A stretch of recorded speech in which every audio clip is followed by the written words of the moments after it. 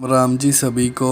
आपका अपना channel DS Hindi कहानियों में आपका स्वागत है। दोस्तों, कहानियाँ हमारे जीवन में बहुत महत्वपूर्ण रोल अदा करती हैं। ये कहानी भी आपको एक अच्छी सीख देगी, ऐसी हमें पूरी उम्मीद है।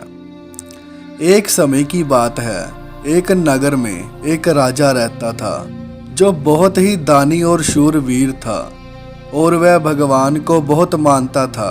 पर उसे एक बात का दुख था कि उसके औलाद नहीं थी। वह भगवान से रोज प्रार्थना करता था, हे ईश्वर, ये राजपाट किस काम का, अगर मुझे पिता बनने का सौभाग्य ही प्राप्त ना हो।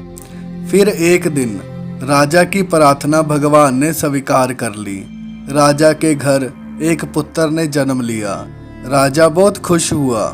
उसने परमात्मा का धन्यवाद किया और अगले दिन इस खुशी में राजा ने नगर में एक घोषणा करवा दी कि कल पूरी जनता के लिए राज दरबार खोल दिया जाएगा।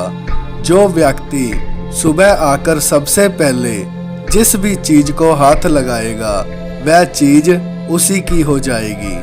पूरे राज्य में खुशी का माहौल छा गया। सारे लोग बहुत खुश थे। कोई कह रहा था कि मैं तो सोने के कलश को हाथ लगाऊंगा। किसी को घोड़े का शौक था और वह कह रहा था कि मैं तो घोड़े को हाथ लगाऊंगा।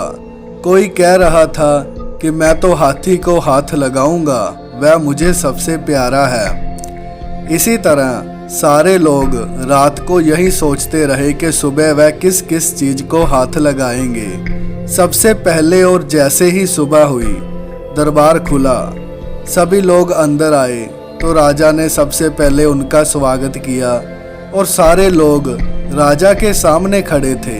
दरबार में बस इसी वक्त का इंतजार कर रहे थे कि कब राजा हुक्म करे, हम अपनी पसंद वाली चीज को ले लें। और जैसे ही राजा ने सभी लोगों को अपनी मनपसंद वस्तु को छू लेने के लिए बोला तो सभी लोग राजमहल में रखी कीमती चीजों पर झपट पड़े।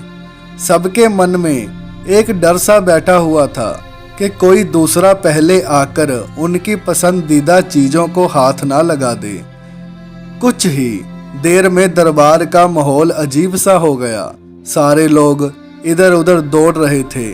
जिसको भी जहां जहां अपनी मनपसंद चीज मिली उसने वहां जाकर उसको हाथ लगा दिया।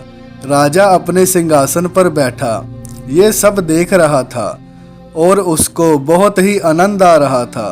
फिर इतने में अचानक एक बूढ़ा सा आदमी भीड़ से निकलकर राजा की ओर आने लगा। राजा उसे देखकर कुछ समझ नहीं पाया कि ये बूढ़ा आदमी मेरी तरफ क्यों आ रहा है।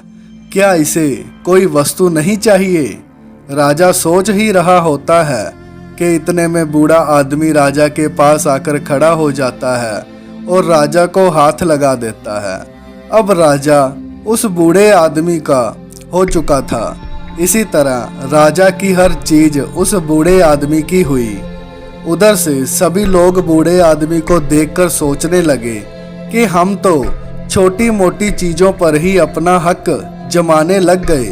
बूढ़े आदमी ने तो राजा को ही अपना बना लिया। अब तो राजा भी उसका हुआ और राजा की सब चीजें भी उसकी हुई। दोस्तों, इसी तरह जैसे राजा ने जनता को मौका दिया वैसे ही हमारा ईश्वर हमें हर रोज मौका देता है, लेकिन हम नादान हैं। ईश्वर की बनाई हुई चीजों को पाने के लिए अपनी पूरी शक्ति लगा देते हैं। किसी को गाड़ी चाहिए तो किसी को बंगला, किसी को पैसा चाहिए तो किसी को बीवी। और इसी तरह प्रार्थना में भी हम भगवान की बनाई हुई चीजें ही भगवान से मांगते हैं। जो लोग सत्य को जान लेते हैं वह भगवान की चीजें नहीं, खुद भगवान को ही पाने की कोशिश करते हैं। उस मालिक को पा लिया तो उसकी बनाई सारी चीजें ही आपकी हो जाएंगी। फिर क्यों मूर्खतों की तरह दिन रात उसकी बनाई चीजों को पाने में अपना कीमती समय को खराब करते हो? उस ईश्वर की स्तुति करो, उसे पाने की कोशिश करो, फिर उसकी हर चीज आपकी हो जाएगी। राम राम दोस्तों, कैसी लगी आपको ये वीडियो? अगर अच्छी लगी हो ये कहानी तो कृपया हमारे चैनल को लाइक, शेयर और सब्सक्राइब कीजिएगा। धन्यवाद।